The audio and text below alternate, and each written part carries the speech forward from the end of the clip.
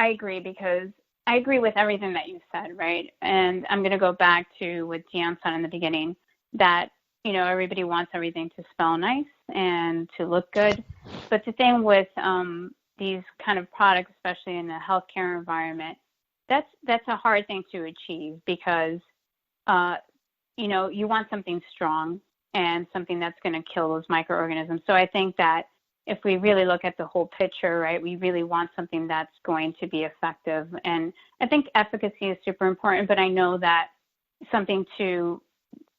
I wish that it's so hard because disinfectants are, they're always going to be abrasive. They're not going to smell that great. I mean, that's why household consumer products smell a lot better than, those products that you may use in a hospital. But I know the challenges, and Clorox hears the challenges that you're having. But I think that the most important thing is to keep those patients, employees safe. And if that is using bleach, then at this point I think that that's what we have in our bag, and we do have a electrostatic disinfection system, Liz, that I think you were speaking of, right? These new technologies are coming out. Is that correct? Yes. Yes. Yes. So what is great about these things, and I don't know if you want me to segue into this because Clorox does have we would I think we would love to, because it's something that we've been talking about since the onset of COVID, is the spray technology, and is it really effective, and does that leave a residue, and is spraying and aerosolizing into the air the safest and best thing to do for the environment? Because it looks effective and it has a great appearance when people are so concerned about disinfecting surfaces. But is it better than just wiping, and is it okay to spray into the air like that? Okay, so that's a loaded question, right? So we typically talk about manual cleaning, which is manual application, right? And that's myself cleaning the surface. And as all humans, we really can't get to all the surfaces, right? So we can't get, behind the desk, or, if you think of a bed, it has so many nooks and crannies, right? And as we all know, these microorganisms could really pretty much hide anywhere. And with these new technologies, like an electrostatic disinfecting system, I think that this really serves as an additional benefit in order to reduce those hospital-acquired infections. But we all have to get an understanding of what really truly is an electrostatic system. Because when I first heard about it, I had no idea what it was. And what it truly is, it's a gun. It looks like a gun, right? And it actually gives the liquid, which could be a quat or a sporicidal, an electric charge. And what that means, it gives it like a negative charge at that tip of that gun. And what it does, once that liquid has a negative charge, it's looking for a positive.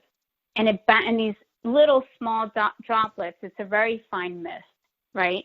It lands, it's not going to be aerosolized, it's going to land on the actual surface. So it's looking for something positive. So think of magnets, they kind of bounce off each other. These droplets are never going to land on each other. They're going to land behind the chair, it just hugs the surface. It's really kind of a phenomenal technology if you really think about it, because I think manual application is super important to get rid of that gross soil, like any bodily fluid or blood.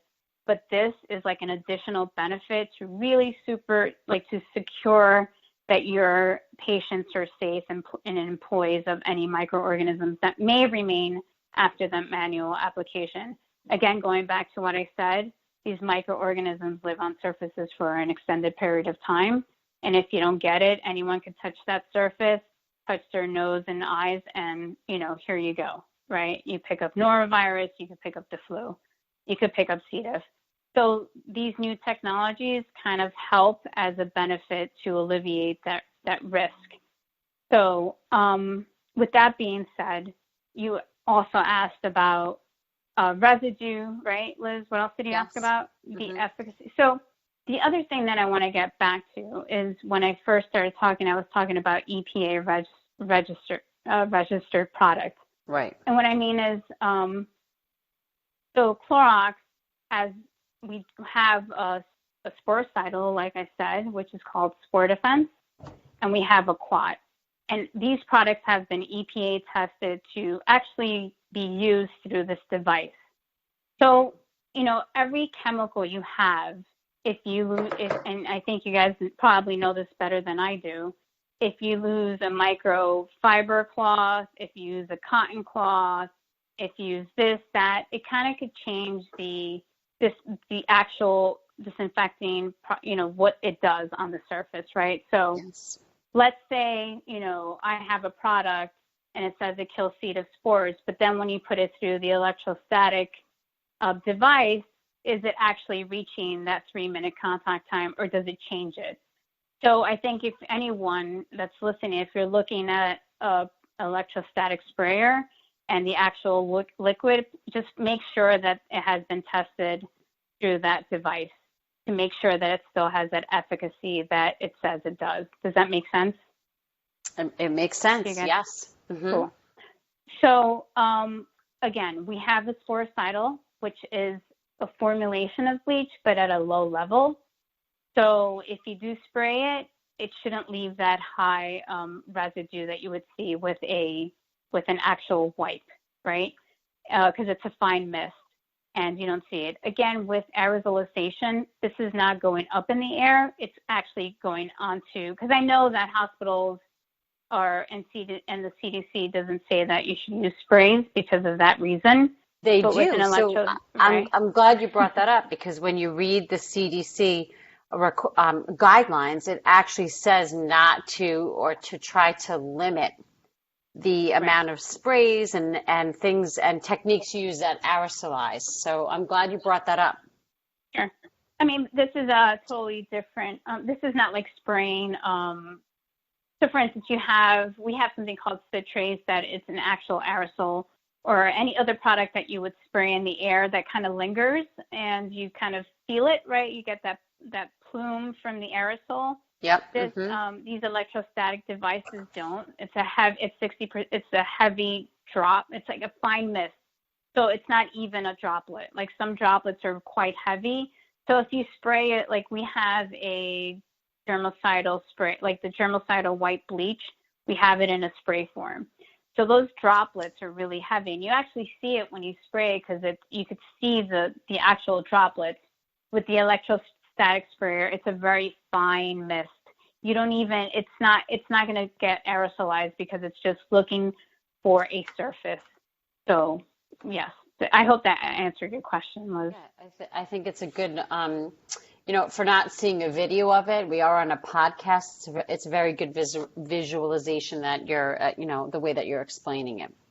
Sure. I mean, if you do go on our Clorox Healthcare website, which is you can find this electrostatic. It's called the Total 360, and you can see the video, and you can see how it's such a fine mist that you don't have to worry about being aerosolized. And also just make sure that if anyone's using this, that you do wear PPE. I don't think we've touched on that, but obviously, even when you're wiping a surface, the employee should protect themselves by wearing gloves. But with something like an electrostatic technology, you should wear, depending on the instructions of the product, you should wear glasses or gloves and make sure no one's in the room while spraying. Yeah. Well, I am on the website now. And the website is CloroxPro.com, products, Clorox Healthcare.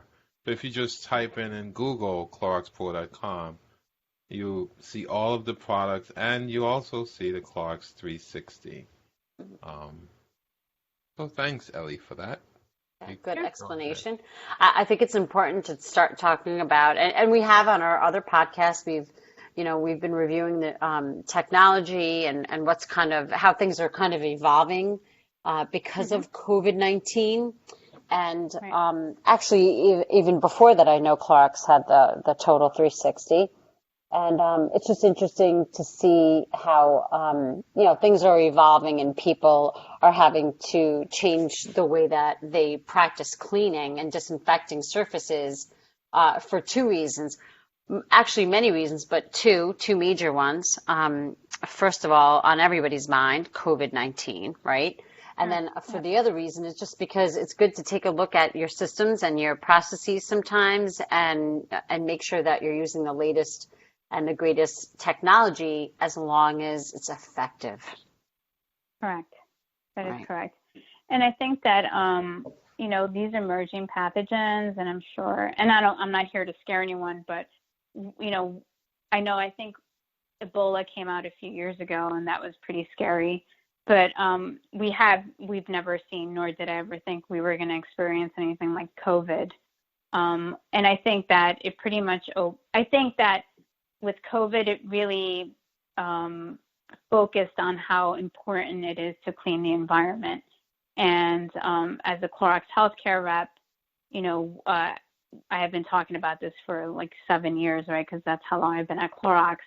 And we go and we talk about surfaces, but I think that with COVID, it has really shown how important it is and how important it is for the employees that clean and disinfect these hospitals, how important their role is. And I think it's just these technologies are just going to get more advanced. But I truly believe that these electrostatic technologies are the wave of the future, right? I think manual is also because you still have to get rid of those gross soils that are, whether it be blood or urine or spit or whatever's on the surface, you still have to remove that, right? Yeah, but absolutely. This is just going to make sure people are safer. And, everything keeps on evolving. I mean, I didn't even know, look where we are now, everything's technology, right? We could work from our homes and educate people from our homes. So I'm sure this whole environmental cleaning is going to continue to grow for sure. And, we'll still have emerging pathogens coming our way. This is probably not the last one. So, yeah, we definitely, you're right on that one, probably. Yeah. And I think that was one of our topics in a podcast previous to this, that this is not the last one. And something else will come up. So that's why we must remain diligent and keep educating and bringing, companies like Clorox and different things onto our podcast, Clean and Comfort. Yeah, absolutely. Correct. And I think go ahead. No, I was just going to say that, very much on our mind all the time is, now it's flu season. We know and we're preparing for, like everybody is, even though we really don't want to, mentally and physically, preparing for a second wave. Hopefully it's not as bad as the first one, and hopefully people are not as sick. But if they are, we know that we have no choice but to be prepared, our teams and equipment and infrastructure. But we also have a lot of other things going on. We have RSV in the community making its way around the pediatric population. We have a norovirus going around. We have rhinovirus going around.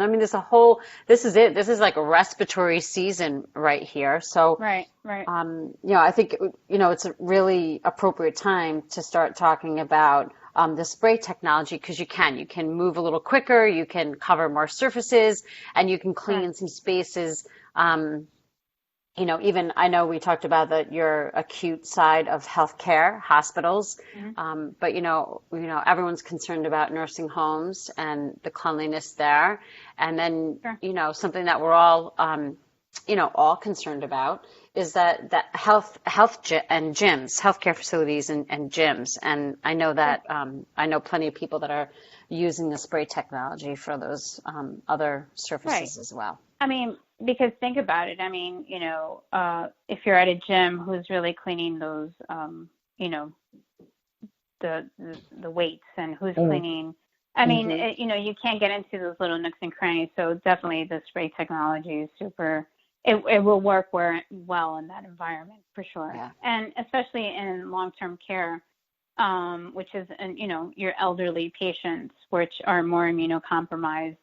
So, this with manual cleaning and, either a bleach wipe